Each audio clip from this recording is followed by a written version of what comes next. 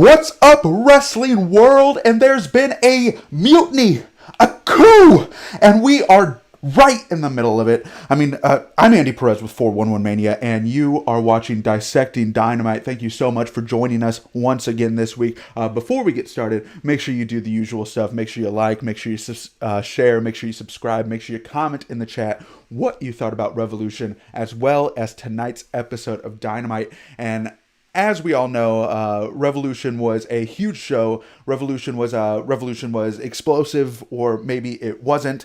So let's get into that. Let's jump into things. Later on in the show, we're going to have Tony Acero joining us once again to discuss his thoughts on everything AEW. But starting this off, you know him, you love him, Mr. Blake Lovell. Blake, how you doing today? Before we get started on tonight's episode of Dynamite, I need to know what your thoughts were on AEW Revolution, a very, very controversial show. We had a lot of great, but we also had a few, here at Dissecting Dynamite, we call them Dynamite Duds of the Week, very literally at AEW Revolution. What did you think of what we saw this weekend? I feel like you almost caused this, Andy, because you're the one who came up with this Dynamite Dud thing, and you just somehow translated that into Revolution now. So, way to go. We're going to blame you for the dud at Revolution. But, no, that's the thing is, like, it's interesting because the show was really good. Like, it really was. Like, I thought the show overall was good. The matches that you thought were going to deliver, like, they delivered. And I just absolutely hate the fact that we are always now going to think about this show and that lack of explosion instead of, thinking about Eddie Kingston running down and saving Moxley. Like that, to me, that was legitimately like, I haven't popped like that for a moment, like in a while in wrestling. Like that was so good in terms of the story and everything involved. But then, to have the sparklers go off and think that Gilbert's coming out or something instead of just this big explosion, that unfortunately is what everyone's going to remember. But I hope at some point we can get beyond that and say, well, it was actually a really good show and the main event was excellent and the story was excellent. But it's going to take a while, I think, for some people to kind of look at it that way. So. Yeah, I think that may be the case. And as we saw tonight, I am not the only person that's being blamed for the dud of an explosion. Lots of names are being thrown out there. The shade is being thrown at Impact Wrestling. People are throwing dirt on Kenny Omega and Don Callis' name. We'll get into that in just a bit once Tony hops on. But we had a lot happen at AEW Revolution. So before we jump into tonight's show, I want to know, the dud aside, what was your what were your top matches of AEW Revolution? What were your peaks of the night for you, other than, of course, the emotional moment of Eddie Kingston running out there to protect his friend? But yeah, what were the highlights of the show for you?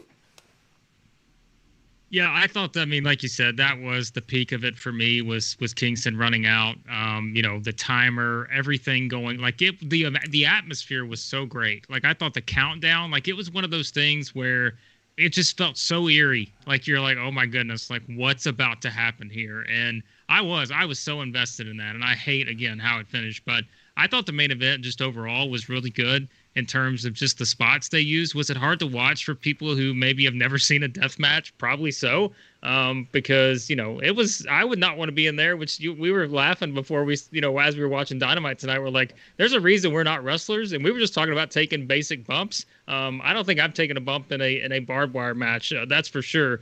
So I thought that the match was so good, and like you had some really creative spots in there. Well, one where Moxley, puts his foot on the thing to get out of it, and like it causes the explosion and all that other stuff. Like that was just so great, and it was so perfect for like the story they were trying to tell with those guys. So that was it for me. I thought which we'll talk about in a bit, but I thought the Young Bucks and MJF and Jericho was really good to start the show. Like I thought that was good stuff. Everything else was kind of what you expected, and then that's not to like knock it, but like everything else was good. The street fight, my goodness, like I don't think they could have done that any better.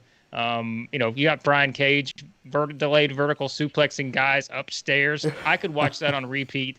Like I literally could. I could watch that on repeat probably for hours. Just that's the next big match, is to just let Brian Cage have a cinematic match where he just takes guys up flights of stairs and just like build up. Start with Darby Allin, like work your way up to Lance Archer, like just see if he can do it.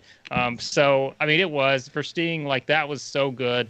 I really enjoyed that, but it was a really good show, and that's what I said. I really just hate that a lot of people are going to be talking about the last few moments of it, because really overall it was really good. I feel like for a lot of people, what it comes down to looking at Revolution on Sunday is one word, and for wrestling fans, that is expectations. We all had big, grandiose expectations going into this exploding barbed wire death match, and of course, those expectations weren't met. A lot of people also had very, very high expectations moving into this huge announcement that Paul White was beefing up last Dynamite. Huge superstar, Hall of Fame worthy, and as the internet wrestling community usually does, the gears immediately started turning. Oh my gosh, is it Kurt Angle? Is it Brock Lesnar? Is it Antonio Inoki coming back from the grave? No, it's CM Punk. It's CM Punk. Yeah, probably even less likely than Inoki coming back from the grave. But nonetheless, it ended up being our boy Christian Cage coming to AEW, making his first appearance, signing his contract on Sunday. And then, of course, he had a big role in tonight's show to play, which we will cover in just a moment. Tony, are you ready over there just yet? I'm having trouble. I hear your line over there, but I can't tell if you're still working on the Dynamite report. I'm ready. All righty. To kick off the discussion for tonight's episode of Dynamite, we're going to have a three-man show, so let's go ahead and bring him in, Mr. Tony Acero. It feels so good having a couple of my favorite guests on Dissecting Dynamite at the same time. This is the first time we've done it on the show. If you're watching at home, make sure you leave a comment. Let us know what you think and let us know what you thought about tonight's episode of Dynamite. But in the same breath, if there are any technical difficulties with this setup, let's just blame it on Kenny Omega. How's that sound? All right, good deal. Yeah. So tonight's show, it actually opened with Rey Fenix versus Matt Jackson. And Rey Fenix and Pac, they won the Casino Battle Royal to become the number one contenders this past Sunday, while the Bucks went on to defeat MJF and Jericho, who we'll speak more about in just a bit. But these are two very formidable teams heading into this feud. And this is an opening match. I mean, like, these two are just effortlessly like breathtaking. I mean, they can put on a hot opener in their sleep, basically. And when these two are long gone, promoters are going to be paying hologram artists to have these two continue opening shows, I'm sure. But what did you guys think of this first match? What do you think of this entry into this feud? And then also little teases of SCU throughout this match as well. Tony, how you doing? And what do you think about this opener? So over the past several weeks, Rey Fenix has won me over completely. The dude is a beast. He's made me consider watching Lucha Underground and maybe even doing a revisit / call type thing. Solely based on seeing more of him because the dude is just magic. Like everything he does is cool. Matt Jackson was a good opponent, but that's about it. That was all right. Ooh, so some harsh words. Blake, do you concur over on your end? And also, we're seeing a lot of these flashes of SCU throughout the match, and it looks like we may get more emphasis on their story as well. Of course, their next loss results in their breakup, and with them ranked number one in this division, we're bound to see some storyline crossover. Of course, the winner of the eventual matchup between Phoenix and Pac versus the Young Bucks will go on to defend against SCU. So when it comes to the progress of the storytelling in the tag division, what's it doing for you, Blake? Yeah, no, I think it's really good. I mean, like Tony said, I mean, you put someone like Rey Fenix in the ring, and I do not care who it's against. Like, I think we've just seen at this point, like, this guy's just going to give you something good. Like, it's going to at least be good. Like, it's going to either be good, it's going to be great, or it's just going to just completely keep your jaw on the ground. So that's just the point that he's gotten to. I think truly, like, this guy is one of the best probably in the world right now, just in terms of what he does. He works a different style and all that, but I just think it's so entertaining to watch, and it is like it's really gonna be fun to see like how they go about this tag team match that these guys are going to have. Like, it is going to be absolutely insane. I can Canadian Destroyers we're going to see. Like, it's going to just be nuts, I think, in terms of when you have the Young Bucks taking on Phoenix and Pac. And I thought this was a good start, just to start basically the road to that, to have these two going at it. And once again, Ray Phoenix is he's a gem. Like, this guy is he's so good. Ray is second only to the technical prowess that is Orange Cassidy. Yes, right. What about Maki Ito? Can we put her yet in this? I think that's going to be the biggest pop I think you're going to get. Orange Cassidy and Maki Ito. Once fans are back, put those two in the ring. I don't think you're getting a louder pop ever. Yeah, I don't think there's much disagreeing there. And when it comes to the work that they're doing, I know you mentioned Canadian Destroyers galore. Of course, we had a few of those in this matchup. I believe we even had one on the floor. Is that right? But yeah. We had a lot of mayhem, and of course, Phoenix ends up picking up the victory with the Island Driver, setting the mood that we may see moving into this, and that's obviously the Young Bucks. They can't stick it out on their own, especially against the likes of Pac and Ray Phoenix. Not only a couple technicians when it comes to working tag team matches, but Pac and Ray Phoenix, a couple of the most talented single wrestlers that AEW has as well. But yeah, after that, we had the explanation that everybody had been waiting for, and that's Kingston and Mox describing what the hell went on Sunday. Kingston basically saying that his actions selling the dud of an explosion were actually due to I guess somewhat of PTSD. They were giving him flashbacks of sitting in a jail cell, and then Moxley goes on to explain that maybe Impact built the bomb, but he and then they go on to argue if Kenny was just trolling all along, or if he actually intended to blow up the situation. Lots of mixed messages here, but it seems to have gone over pretty well, and I don't know how else they would have gone and explained off the situation. Do you guys have any better ideas than what we saw here between Kingston and Moxley? Tony, what'd you think? No, not really. I mean, I don't ever think too far ahead for people that don't pay me to do so. But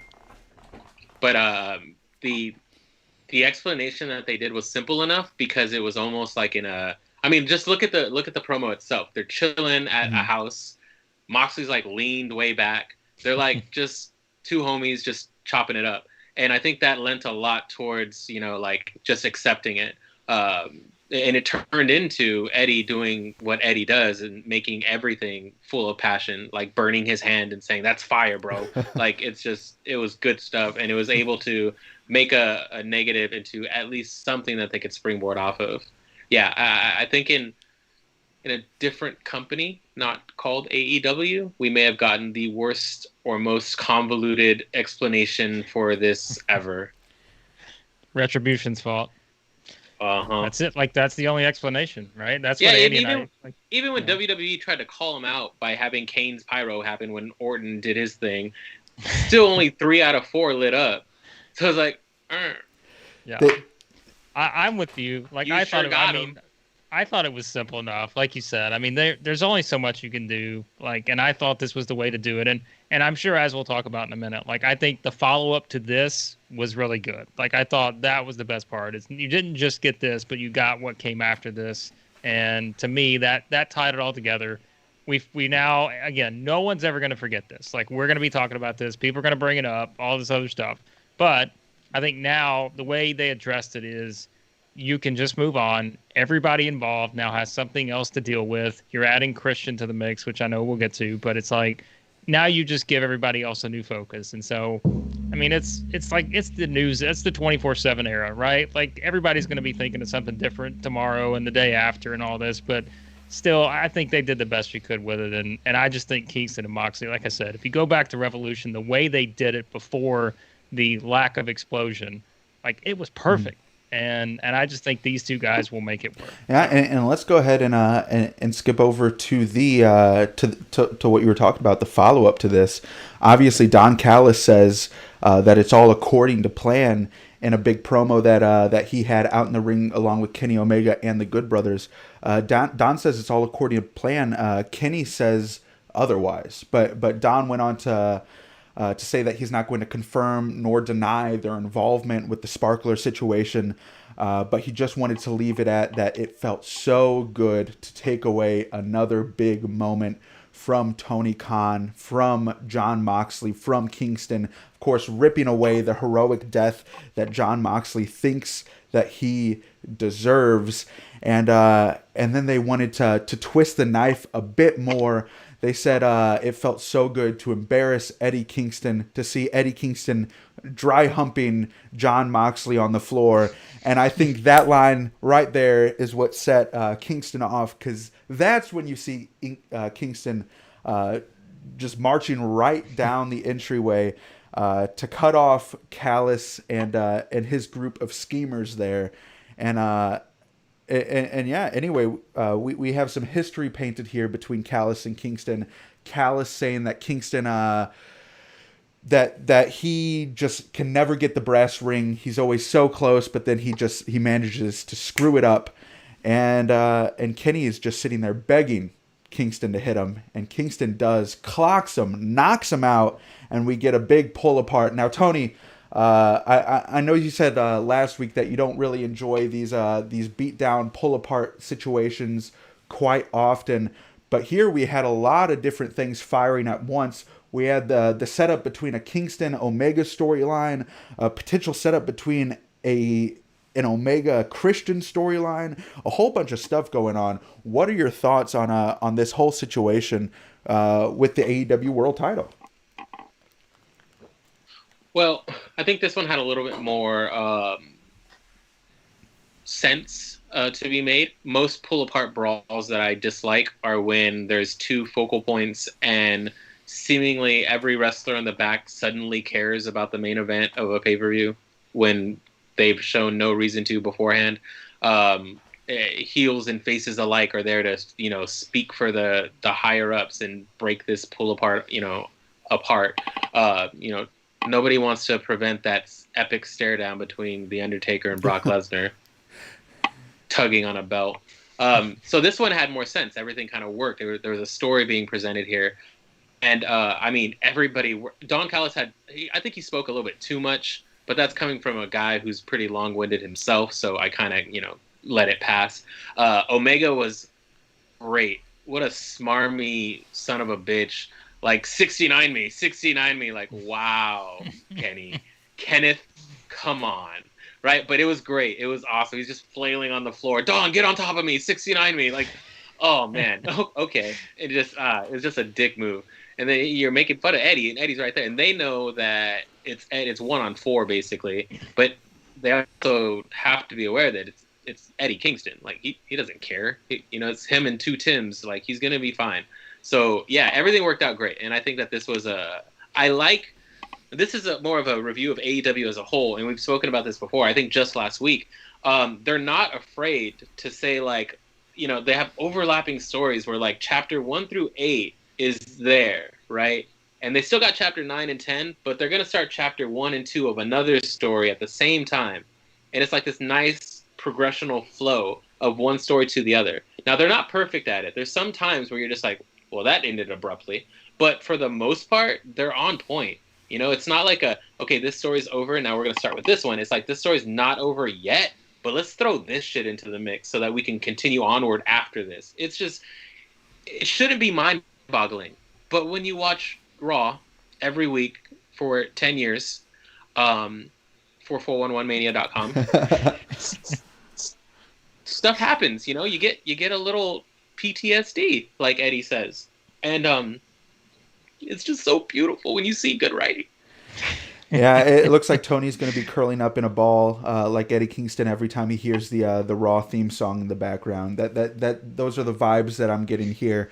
But Blake, the question that I have for you is as Tony was saying, they're playing with lots of multi-layered stories here. Obviously, we have the situation with Kingston and Omega that still needs to be resolved, but we have the start of something new here with the segment ending with Omega offering a handshake to Christian. Christian denying it, Omega going for a punch, and then Christian going for the unprettier before being broke up by Callis. We have two different potential contenders here for Omega. If you're Tony Khan, where are you going? Well, I mean, I think both of them sooner rather than I just feel like the whole Kingston thing. I feel like that had to be part of the initial plan. Again, without the fireworks and all this, the explosion and everything, it was too perfect for them to set it up that way. And that's why I keep going back to, man, it sucks that it happened that way, because that would have been it's still going to be a great match. It's still Eddie Kingston. If anyone, like I said, can make it work, it's him, it's Moxley. And we saw that tonight. So I think it's awesome, because I think those two, the styles, the different characters, like Tony said, Kenny's heel character is just on another level. This guy, you absolutely just cannot stand this guy. He's so over the top. And I think that's perfect against a guy like Eddie Kingston, who basically is not going to take any shit from anyone. So I feel like that's going to really clash well with those two. And then with Christian, here's the thing. I mean, it's different, but take Miro, for example. And we talk about AEW's, one of their biggest strengths is doing, nothing feels repetitive. Although, what I'm going to bring up with Miro, this whole feud with Miro and Kip Sabian and Orange Cassidy, this is starting to feel a little bit repetitive to me, just because I feel like this thing is dragged out forever. But the thing is, they brought Miro in, and he's in this sort of a mid-range. I don't know if it was that, it's sort of just a middle of the road kind of storyline, right? Whereas, you have someone like Christian, don't just bring him in to put him, in the middle with someone just go ahead and bring him in. Everybody knows this guy was just at the Rumble, and we were all kind of thinking up all the ideas. Oh man, Edge and Christian are going to be teaming again, and this is going to be awesome, and it's going to be the build to Edge and Reigns and all this other stuff. Just go ahead and put Christian in the top match. Put him at the top, see what he can do, because we already saw, I'm not saying this guy's going to go out and have a 35-minute, Okada match or anything, but we already know what he can do. So let him go out there, prove himself to a new audience, which a lot of AEW people know who Christian is. And I like it. I go ahead and just get to that match. There's no reason just to bring Christian in and put him down the, ladder somewhere. Just go ahead and bring him in at the top. This guy's, was one of the biggest stars, in terms of just, Edge and Christian were a big part of the Attitude Era and the, into that 2000, early 2000s, everything. So I like the way they're doing it. And I really do. That is one of AEW's biggest strengths, is their ability to tie in so many different stories. And yet, for the most part, they find a way to make them work down the line. Most definitely. And if you're watching at home, make sure you leave a comment in the chat. Let us know what you think about Christian in AEW and his positioning on this episode of Dynamite thus far. But yeah, like you said, lots of storylines going on in the way that AEW factors all of them in. Such deft hands. But as Tony was saying, whenever they're playing with multiple stories like this, every now and then there's going to be an awkward situation where maybe a storyline's dropped or something starts abruptly. And we had a couple of those situations tonight. Maybe a bit of awkwardness. First of all, we had the Penta situation with Cody, calling out Cody after his short match with Seth Gargis, getting us back in line when it comes to the order of the show. We had Cody with a bit of a squash match, but afterwards setting up this situation between Penta and Cody. Penta, looking like he was calling commentary at the Spanish announce table, calls Cody out. Penta says that he'll injure Cody's arm so bad that he won't even be able to pick up his newborn.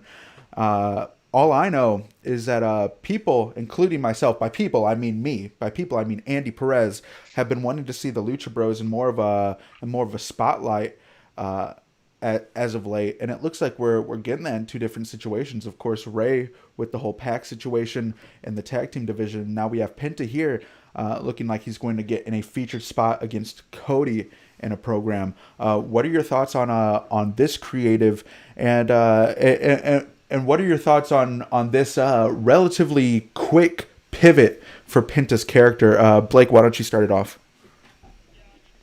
Yeah, I mean, it's different, but I mean, I think I like just letting Penta sort of be this type of character. I just feel like it's, at some point it's, I mean, the Lucha Bros are great, but I think you've got to give them some sort of edge, and you've got to give them some sort of character just outside of their, great in-ring work. So I like it. Like, I'm curious to see where it goes. I mean, will it be perfect? I don't know, but I think it's different. And, I mean, we've seen it, like, with Penta. Like, I mean, we brought up, like, all the stuff he's done over the years and everything. Like, this guy's he's got personality. Like, he has charisma. You just look at the way he walks to the ring sometimes. Like, this guy's strutting and doing all these things. Like, he's got it. So I'm very curious to see what they do with this, because I think this is something that could be a lot of fun.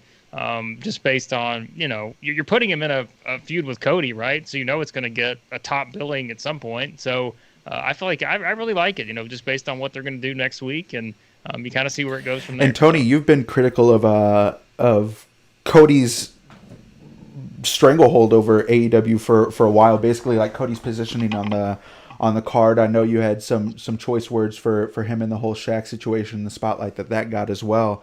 What are your thoughts on Cody being Penta's first big singles feud here in AEW?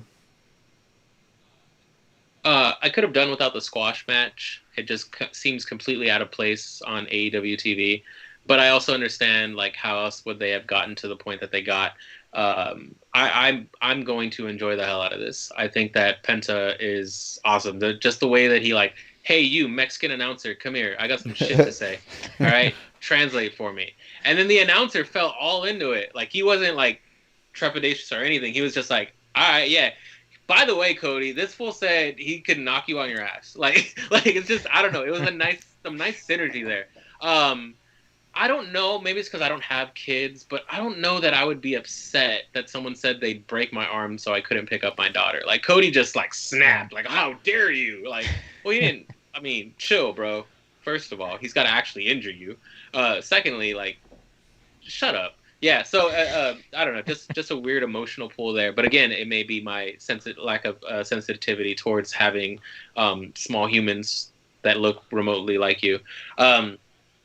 But I'm excited for Penta. I think that he's great. I think that, I mean, like I said, the whole Lucha Underground, I really want to do that for multiple reasons, and Penta's one of the two reasons. Yeah, if I were Cody, I would just take that as an opportunity to hire a nanny, maybe get some off time for the whole newborn situation. Is carrying your kid important anyways? Like, is that, I feel like that's overrated, right? You don't really, they just lay there. I mean, I don't have one of my own, but whenever I watch my nieces or nephews, I usually just kind of let them sit in the corner, do their own thing. But yeah, nonetheless, another situation where people were kind of looking at it with question marks surrounding their head. Lance Archer and Sting. We've had a few of these situations where Tony Schiavone, unfortunately not Tony Acero, but Tony Schiavone is out there ready to interview Sting, and that interview is cut short. Usually it's Team Taz here. I was happy to see that it wasn't Team Taz this time around. It looks like they're off powdering their nose for a bit or something of that nature. But it looks like we have Lance Archer versus Sting coming up in our midst. I'm a huge Lance Archer fan, but I must say that I did not see this coming. What are your guys' brief thoughts on this? Because this was a very brief and awkward situation. Not much light we can shed on it other than the initial impression that it left. I feel like they're kind of teasing this being a theme where everybody, and again, maybe I'm overthinking this. I feel like it's one where, okay, guys saw Sting. They see him in this match, right? They see that he performs well, and we all know, like, it's a cinematic match. But in any way you look at it, and they're like, okay, well, now we see that, like, Sting can actually get in the ring and mix it up. So, let me come out and kind of make. I feel like it's not. I don't know. Maybe I'm looking at it wrong, and maybe it is going to be like Archer Sting. But I feel like we're going to see this as a theme where, like, Archer, he's one that comes out, and then maybe we see other guys come out to where it's like, okay, well, now we see that Sting can go. So I want to get in there with Sting. Like, I want to get in there and kick this guy's ass, this legend, and all this other stuff. So I wonder if that's maybe part of it going forward. I'm not sure. But I wonder if that's something that they could run with, because I don't know. Like you said, I mean, there's really nothing at this point with Archer and Sting to connect them, other than, I guess, if Jake and Sting want to have a callback to 92 or something. But I don't see that happening. So I'm curious. I'll say that I'm curious because we've gotten to the point where we see Sting every week now, and I don't know, but I feel like they've certainly probably got a pretty good idea of what they're going to do with him. So. Obviously, people wanting to prove themselves against Sting. Right now, we have a couple of the biggest Ricky Starks fans at 411 Mania with Tony Acero and Blake Lovell. So Tony, I want to ask you. We saw Sting pin Ricky Starks on Sunday. How did you feel about that as a Ricky Starks fan? How did you feel about that Sting cinematic match in general, and how we're seeing Sting put up against some of these young studs in AEW? Well, first, the proper terminology is a Starks mark. Okay, I apologize. I apologize. So yeah, of course. And Ricky will survive. This is nothing but a little blemish on his collar. So yeah, I don't think that it's going to affect him anyway. In fact, it might give him a rub. From a purely wrestling standpoint, like, he may have loved the fact that he was in the ring with Sting. When you look at it from the employee's point of view, when you look at it from Ricky's point of view, like, he's a young wrestler from New Orleans and he just wrestled fucking Sting. Like that's hype worthy. So I really don't think it'll affect him any which way. And Ricky's got, man, so much potential. Like, it's going to be an upward trajectory. So a match with Sting, losing to Sting isn't going to hurt him at all. I don't know about the cinematic match. I enjoyed it. I thought it was great. I thought it was well done. I thought it was a little bit heavy-handed in the beginning, and then it kind of settled down in terms of, like, the cinematography and, like, okay, Darby, we get it. You watched Saw 1 through 8 in one night and had a little fun with it. Okay, like, we understand. But once it got to the action, where it was plenty of fun, awesome, well put together, and hid everything that needed to be hidden from Sting. Him actually having a match with Archer, though, I don't know. It's one of those things where when you look at Christian coming and Sting coming and Big Show being signed and all that, you're like, there's this bad taste in your mouth where you're like, ooh, you're getting real TNA-ish. You guys might want to slow down on that, right? But you have to ask yourself also, what made these guys considered old in WWE? Who's to say that Big Show doesn't have one more match into him? Who's the one that said Sting is incapable of wrestling, or that he looks shitty, or that, that was predetermined for us. We didn't decide that. We saw him eat a buckle bomb and damn near die. But aside from that, it's really not that big of a deal. And Christian too. People could say that, he's a little on the older side and maybe he doesn't do that or whatever. His shirt's literally saying, I'm going to outwork everyone. Like, he's got something to prove. And at the end of the day, maybe he just wants one more match. Are you trying to get us to start chanting along with you? Because I'm sorry, I'm not that type of guy. You know what? I didn't expect you to put out in the first 10 anyway. One more match. One more. We actually have a couple more matches that we have to cover here tonight. But thanks for the encouragement. In the chat, we have Hollywood Purgatory saying that NBA audio was embarrassing, and that's what we're going to talk about right now, because our next match of the night was Ethan Page versus Lee Johnson, and poor Ethan Page being completely overshadowed in that somewhat lackluster of a ladder match, and now being overshadowed by these technical difficulties. After the obvious special effects issues on Sunday and now some audio issues here, just affecting the enjoyment of this match, it covered QT's promo, Ethan Page's promo, covered just about the entirety of this match. But nonetheless, we still got to listen to Ain't No Mountain High Enough in the middle of our Ethan Page AEW match, which was... And you can't... How do you not appreciate that? It's just... AEW is so good. Exactly.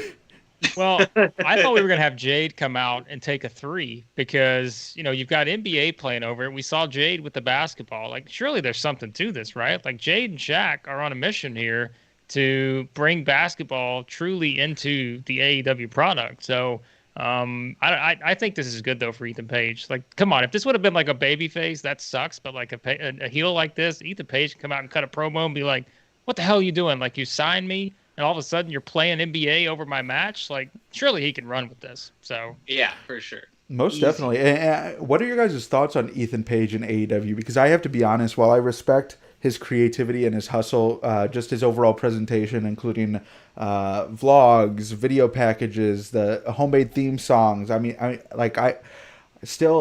was never a huge fan of him when he was in Impact. I thought he was the short end of the stick in his duo as well, in terms of like in-ring performance.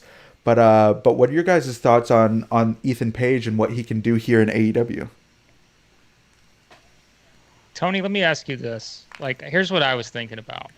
Like, if you're going to bring him in, do you put him in that match? I know, like, they like the surprises on pay-per-view, but do you put him in that match knowing that he's not going to win? Like, because was there anything really in that match that you just said, wow, like, look at this standout performance from Ethan? I almost feel like they put him in a rough spot from the beginning, because I feel like if you don't put him in the match, if he's not going to win, but I don't know, maybe that's just me.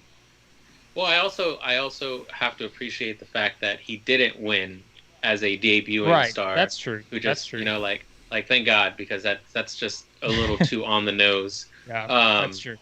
But also, similar to when Miro debuted, everyone thought it was going to be a shotgun straight to the top, and he was going to blow the minds of everybody. And he had a shitty match with Joey Janela, and it just didn't really take off. Now, arguably, he's in a spot where he's killing it. He's like beating people up, and that's the Miro that people wanted. That's the Rusev that people wanted. So I think Page, given the opportunity, and I think that he could turn this shit sandwich into gold with the audio issues. It's only a matter of time before he becomes a player. And then this also comes into play with, I think Andy and I talked about it last week, with the infancy of AEW as a whole. Like, there's so much room for people to like be the top guy eventually. And you don't have to do that as soon as you get there. Well, because, I mean, Page, I don't think had that much hype behind him. So it wasn't like people are clamoring for him to be in the main event. They're happy that he's here. Let's see who Ethan Page is. What does all ego mean? What is this guy going to, show me that I haven't seen before? Because so far, hasn't really seen it. Then tonight's match was a good one. It just got marred by, audio issues. But even tonight, again, you didn't just get Ethan Page here. You got the continuation of Lee Johnson, of QT Marshall, and their little divide and their rift that's happening there. It's easy. It shouldn't be as hard as some people make it. And AEW continues to show how easy it is. And they can get to Ethan Page and Darby Allin again. Like, they're going to get to that at some point. But like you said, there's no reason to rush that right off the bat. So that's a good. Most definitely. But speaking to the point that you brought up, Blake, regarding it was at the best positioning for Ethan Page right off the bat, because not only was he not going to come out victorious, I would argue that a ladder match isn't the best way to feature Ethan Page's talents and what he can bring to the table. I would argue that I mean he's not known for big flashy spots that somebody would often associate with a ladder match. So yeah, I kind of see where you're coming from in terms of his positioning there right off the bat. But still, I mean it puts him in a featured role. It puts him in a spot where people can be surprised to see him in a pay-per-view setting. So immediately making it known that Ethan Page is here in AEW, and he is putting some work in as well. But yeah, Tony, like you were saying, we had some more going on here with QT Marshall. It's obvious that QT Marshall just doesn't give a shit about Lee. I mean, it was pretty funny to see just him walking away as Dustin is just looking at him confused. The whole situation that went on between Dustin and QT Marshall at the Casino Battle Royal, I thought was equally head scratching. I'm not super high on QT Marshall, but I think this is a funny situation that we're looking at here, and how AEW is kind of able to take somewhat of an inconsequential character in QT Marshall and put him on somewhat of a pedestal in terms of injecting so much intrigue in his storyline and what's going on with him and Dustin. I mean, eventually this is going to lead to a big blow-off match between he and Dustin on a Dynamite or something. I mean, we're looking at the bunkhouse brawl that we had a couple months back or something like that. I'm down for QT Marshall and Dustin Rhodes to just tear each other apart. What do you guys think? Yeah, I mean, it's not a story that everyone would care about, but it's still a story, and that's yet another positive mark on AEW, where whether you're down at the bottom of the card or you're, locking horns with Kenny Omega, there's a story that's present. And sometimes it's super simple, sometimes it's wrestling 101, other times it's a bit more intense, but in this case, you're not only having a possible QT versus Dustin match, but you're also focusing on this rookie who didn't even thank QT, didn't even mention him in his training, like that promo that he cut. So you got this young kid, Lee Johnson, who's going to be something pretty soon as well. It's all like, how do we elevate this person who's a relatively unknown guy by using the people like Dustin, who people do know? How do we utilize this person's clout for a new dude coming up? Most definitely. And then in terms of new people coming up as well, the next matchup that we see, we have Maki Ito teaming up with Nyla Rose and Britt Baker versus Shida, Rio, and Thunder Rosa. I can't remember seeing another trio match with women on Dynamite before. Blake, can you recall the last time we've seen a trios match with the AEW women's division? We have a lot of people in the spotlight this match. Well, I was gonna say, if we have, I don't think it hasn't been to this level for sure. They have really, I don't even remember like the time frame, but remember we spent so much time working, like trying to figure out how are they going to move forward with this division and trying to figure out what are they going to do. But now I think, with things starting to, the possibilities opening up a bit more, being able to work, with overseas talent and do those kind of things, like it is really, I think, given this division a nice boost because we've seen, like, again, like I was talking about Maki Ito earlier and, Mizunami and just all these different ones that they brought in. Like it's given you something different, and you just haven't seen it from the women's division before in this company. So I like it. I mean, I still think right now, like Thunder Rosa has just been like, ever since she came in, like I think she just brings something so different. And I think you say the same thing like about Britt Baker now with what she's done with her character. Like that's what they've needed so bad, was to get some, not just throw people out there and let them have matches, but you needed to find a way to separate some of these from like a character personality standpoint. And I think now they've sort of got that. And I'm curious to see, like with Maki Ito, like she's come in, she's a hit.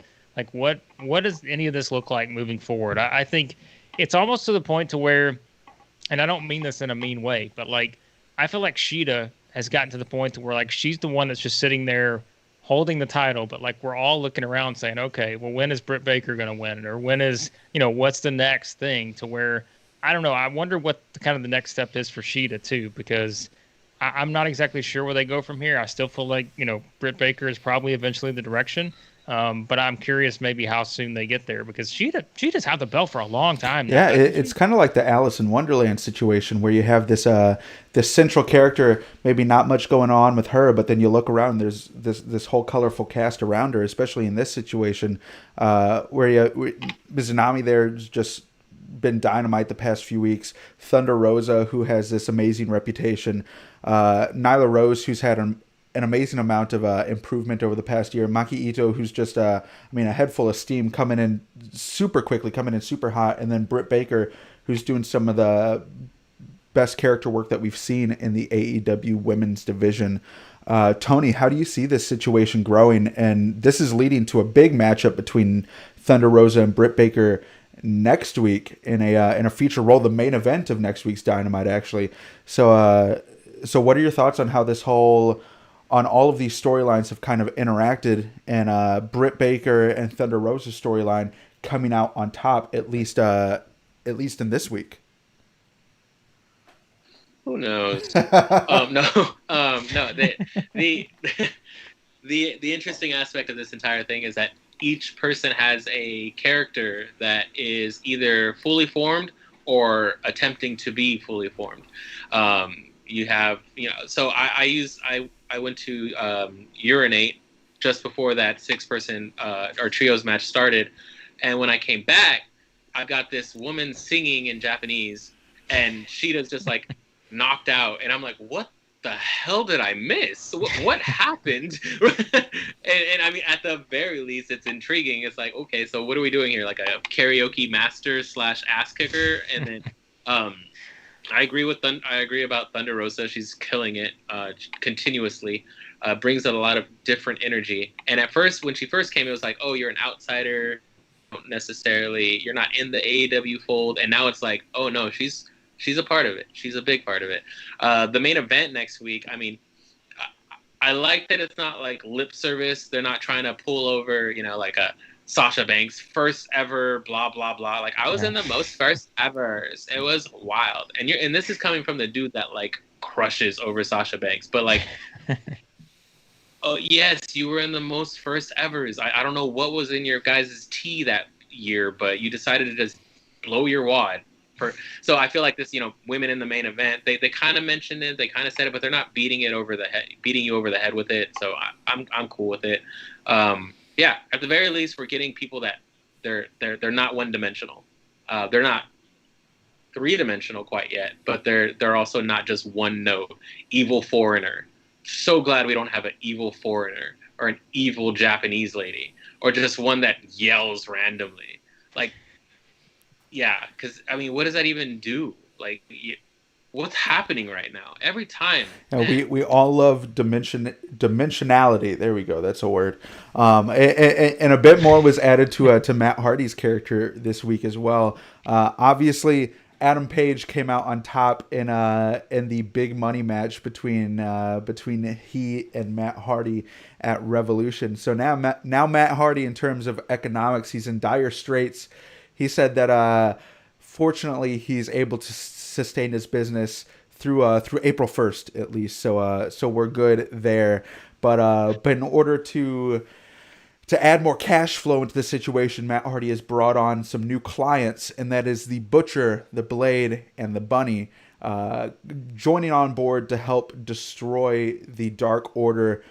We've seen hints at Matt Hardy broadening his reach the past few weeks, whether it be paying off Jack Evans and Weed Money to come in and beat down members of the Dark Order. A lot happening here with Matt Hardy's storyline. I've been critical of Matt Hardy in the past, so I'm going to bite my tongue for now. But Blake, as we see Matt Hardy continuously broaden his horizons, it looks like we're barreling towards a Hangman in the Dark Order versus Matt Hardy and company match down the line. What are your thoughts on this? Yeah, this is what are we like WWF 1997, like with the factions. Like my goodness, we've got so many different groups now, don't we? It's like I don't know. It's we've got a lot of them, but I'm for it. Like I like it. I like that kind of stuff because you can tell so many different like stories when you have so many different characters that are interweaving, like Tony talked about earlier, and as we'll get to with the main event part of this show. But I like it. Like, like you said, I haven't been the biggest fan of the Matt Hardy stuff overall. I think it's been hit or miss, just kind of depending on the week sometimes. But this is, this adds a little bit of intrigue, knowing that, Hangman and his lawnmower are about to, connect with the Dark Order, and he's got all this stuff going on now. So I'm cool with that. Like, I feel like AEW is setting up for like a Survivor Series type big show at some point where you've got all these like 4-on-4s or 5-on-5s, and I don't know, but again, the Matt Hardy stuff, sometimes it works, sometimes it doesn't for me just as a fan, but this is at least interesting, adding those people to the group, kind of seeing where they go from here. We'll see. Yeah, most definitely. And Tony, it's difficult to find a bigger fan of Orange Cassidy, of course, but then we're looking at the Dark Order, Johnny Hungy, and all this situation going on with Adam Page. It looks like you're on board with this too. We're looking at Matt Hardy's company versus Dark Order months down the line. Who do you have your money on? I mean, it better not be months because he's about to break. He's got until April. So I'm hoping he gets a big money match soon. No, I did like that little slide aside. He's like, hey, we should be good till April. And then, so I was like, yeah, I enjoy his little character, his smarminess, just, getting the rookies in over their head. The Butcher and the Blade thing did kind of seem like weird. Like, now that Eddie's kind of going quasi-face, maybe we need to do something else with Butcher and Blade. They don't really strike me as people for hire, but okay, let's just see where it goes. If you remember, the Butcher and the Blade were first brought into AEW television as hirees of MJF, I believe, to beat down Cody Rhodes during their feuds. So they do have a bit of a history. They got a little bit of a history. So so who's to say where they get when it comes to the Matt Hardy situation? But what we do know, as Blake alluded to, our couple main events this evening. We have a couple turns. First of all, we have Darby versus Scorpio Sky. A TNT title match. Of course, Darby comes out on top, barely squeaking out the win. But we've seen Scorpio Sky kind of teeter towards heel territory the past few weeks. We saw him on commentary during a match between Max Caster and Dark Order's 10, and he seemed like he was gloating a bit more than a babyface maybe should. We saw a similar look from him during the ladder match, especially in his face-offs against Cody. And now tonight we see him do the full turn against Darby. We have a heel Scorpio Sky, and it looks like he's in more of a featured position than he's been in since he was facing off against Jericho during the first few weeks of Dynamite. Tony, what do you think of your boy Scorpio Sky? Not only was your pick correct in your prediction for the winner of Sunday's ladder match, but now it looks like he's breaking out of his shell completely. Yeah. For those that remember last week when I wiped the floor with Andy in our predictions, demolished me. I didn't want to bring it up, but you just, I'm pretty sure. I think every single one of your predictions was correct, except for the Moxley one, which I must say is a pretty big one to get wrong. But nonetheless, go ahead and continue with your. I don't care. Oh, okay, yeah. So Andy lost last week. If there was a competition at all, he lost. I could have predicted that as well. No, but the the whole just. I think I lost track of thought. Scorpio Sky gloating. Breaking out of his shell. Yes, Scorpio Sky grabbing the brass ring, and thank God he didn't have to bring that freaking Fruit Loop thing out. This fully formed heel turn is something that's grossly needed for Scorpio Sky. He's been kind of floundering. He's disappeared. He's come back. He's on the show. He's not on the show. There's really not a lot of permanency with him. So this is going to bring him to the forefront. And this is what I meant just a little bit earlier, where not everybody's got to be at the top all the time. Now it's time for Sky to get a little bit of love, get a little bit of clout, just be seen, be exposed to the people that haven't seen him in a while. And he's making the best of it. I mean, Darby is a good person to just beat up. If you want to turn heel, beat up Darby. It just makes sense, right? So the match itself was good. Those counters, I mean, two in particular, the coffin drop into a power bomb, and then I believe Darby slid out the ring for a suicide dive, and he basically DDT'd his ass. That one wasn't pretty, but it looked effective. And not every wrestling move needs to be pretty. Some of them do much better when they're not. But that power bomb off the corner, don't forget, Scorpio Sky's the shit. We're gonna be reminded about it pretty soon. Yeah, that's a T-shirt if I've ever seen one. Blake, what are your thoughts on a heel Scorpio Sky here? I wouldn't have called it a month or two back, especially when he was sludging it over on AEW Dark against Sean Spears, who we'll mention in just a moment. But what are your thoughts here? No, I mean, what else is there to say? Scorpio Sky is the shit, right? That's it. Tony said it. There's nothing else to say. But no, I'm with him. I think it adds an edge. We because, in a company of guys who just can work, like just so many guys who can, work and do great moves and athleticism and all this, it's like, you need to find that one thing that can help you sort of stand out. And I think for him, he needs something like this, to have a little bit more of an edge and just be able to kind of have a different perspective, I think, from a character standpoint, because it's so different than what it was when AEW first started. You've got the SCU stuff and all this, but like it's almost just felt like he's needed that extra something to me, even though we know how good he is in the ring. It's just adding that extra element, and I think this is something that does it, because like you said, I mean, it immediately gets your attention now. You're like, oh, well, this guy's trying to break this guy's leg or something. It's just like there's so many different things. So yeah, exactly. I like and then of course, topping off the night with the turn of all turns, the entire inner circle sans MJF is face now, it looks like. But somehow, some way, we had a lot of chaos going on in this final segment of the evening. Of course, we have the inner circle come out. Chris suggested changes need to be made. Perhaps a new member. MJF quickly cuts him off. Says perhaps it's not adding a member that'll do the trick, but taking a member away. Cut to Sammy Guevara coming out, brand new theme, brand new entrance video, looking like $1 million. Says, Chris, look at the screen. Oh, and we see the dastardly MJF up there scheming with the inner circle, saying, we need a new leader, and it's going to be me. Okay, so now we have MJF here with his troops behind him saying, okay, Chris, we didn't want you to find out this way.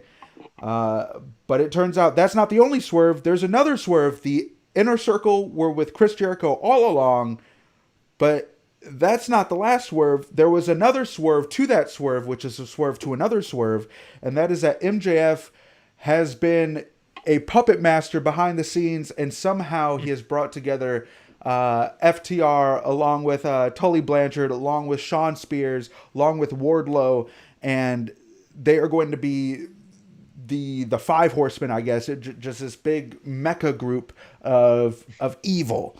And it looks like we have the inner circle versus MJF's new squad here, and this is something that I don't think anybody could have predicted. First of all, the inner circle crumbling so soon like this, but also the double turn paired with the MJF having a group situation. I don't even know where to start, so I'm just going to leave it off to you, Tony. What are your thoughts on this whole situation? I'm glad that they did what they did. I think that just a straight up coup of MJF taking over would have been a little bit like, I don't want to say formulaic, but not nearly as impactful. And it kind of diminished the intelligence of the rest of the inner circle to be so easily manipulated. And the only person that wasn't was Sammy, and he's like 13. So like just seeing that, kind of come full circle, Sammy just being like, bro, look, like this is what's going down and you need to know. And then Jericho being like, well, I kind of already knew. I'm not stupid. None of us are stupid. We talk every day, which, like they should be talking every day. And then MJF saying basically like, I knew this was going to happen. I knew you guys were going to try to corner me. I never wanted to take the inner circle over. I just wanted to mess things up. But since we're going to fight, and Blake thinks there's a pay-per-view coming up of some sort that's basically Survivor Series. Let's get a faction versus a faction, which, by the way, I would love. I love Survivor Series matches when they're done right. I love factions. I love the idea of just like, and AEW for the most part has done them kind of right. They're interweaving, they're ever flowing. People can leave and they can come back. And when you look at like Kingston and Moxley, it was like, we don't like each other. We damn near killed each other. I hate you. You're representing everything that I hate. And, you are a sellout and everything like that. But at the end of the day, they're just like, you can't break that synergy. And he just jumped on a grenade, right? Little did he know it was more of a water balloon, but he still jumped on it. And like, you get to see that in a lot of different aspects. I'm waiting for Santana and Ortiz to basically like be just exhausted with Jericho. Like we're a tag team, right? That, right? Like, and we're over here playing second fiddle to you and MJF because you guys want to fucking sing at dinner. We're watching Hager and Sammy do their own thing. Like, hello, like we're a so I'm hoping for that to come eventually. But other than that, I think tonight was done well. And then you get that nice little taste of, I mean, just it's FTR, it's Tully, it's Sean Spears looks a little sickly. I think he should get his palate checked out. I don't know, maybe I don't know. The blonde hair just really throws me out. But even that, now Sean Spears has something to do. Thank God. So I enjoyed it. I thought it was great. Blake, what are your thoughts on the formation of this group? We all got a sniff of it during Revolution where Arn came out and threw up the 4, but other than that, it looks like there's a lot up in the air still, especially when it comes to building the storyline with these two factions facing off against each other. What are your thoughts? Yeah, I told you guys I really like the idea of MJF and Tully in the same segments. I think that's going to provide plenty of entertainment moving forward. So I do like that. The Sean Spears thing did kind of throw me off a bit. I was like, wait a second. He reminds me of someone, and I'm going to figure this out. And it's going to just drive me crazy until I do. But like his new look reminds me of someone. I've just got to figure out who it is. I'll report back. I don't know. There you go. Like there is someone out there. I'm trying to think. Like it's probably like a movie character or something. I don't know. All white Vision. It's something. Like we will figure it out. I will report back once. For some reason, my mind went to Colin Farrell, so I would go through Colin Farrell's filmography first, try to look for. Wow. Well, that's not the one that popped into my head, but I don't even know who it was. I was trying to. It was an old WWF character, probably of some sort. I'll figure it out. So, but no, I liked it too. I think what Tony said was the best point because, they could have went the direction that we all may have thought was coming, when having just them break up. But then I thought back to what is the one thing that Jericho has said time after time after time that separates the Inner Circle apart is the fact that they don't have they're not one of these groups that's just going to go break up. They're on the same page. He has repeated that in every interview he's done is that they're not just another group that is going to break up in 6 months or something like that. And so I think that's good the way they did it, not to just go that route. And now, they broke up, but it was the ones that were never actually a part of the original group that were the problem. And so I think that's really good because it only strengthens just like the group itself. And now they get to go up against this new group that just is loaded with, all of these guys that we think are, we saw what Wardlow reminded me of Kevin Nash. Like he's just power bombing guys off of the stage. And it's like the NWO here. We've got our own NWO with us three as the originals here. And now you've got Wardlow power bombing someone off a stage, Kevin Nash style. So so it's I really liked it. I think it's something that gives us a lot to kind of sink our teeth into as we move forward. So all right, well you heard it here first, and now before we let go for the night, what I want to know is we had a huge week for AEW with a Revolution, and then of course this follow-up episode of Dynamite. So between these two shows, you guys have to pick a dud. And you guys have to pick a Dynamite Diamond of the week. Blake, I'm going to start it off with you first. Between these two shows, if you had to narrow it down to one dud and one diamond, what are your picks? You can go as literal as you want. I think the dud is pretty easy choice. I think that is the dud is obvious. Was the actual dud itself. And then I think I would still say that the diamond was the Kingston Moxley thing before the dud. So the Dynamite, the diamond came before the dud. So that's unfortunate. We wish it was the other way around, like have the dud come first, then you get the diamond. But I still think that moment for me is what stands out above these two shows, was just having Kingston come out in that setting. And I still think that's the highlight for me. Tony, what say you?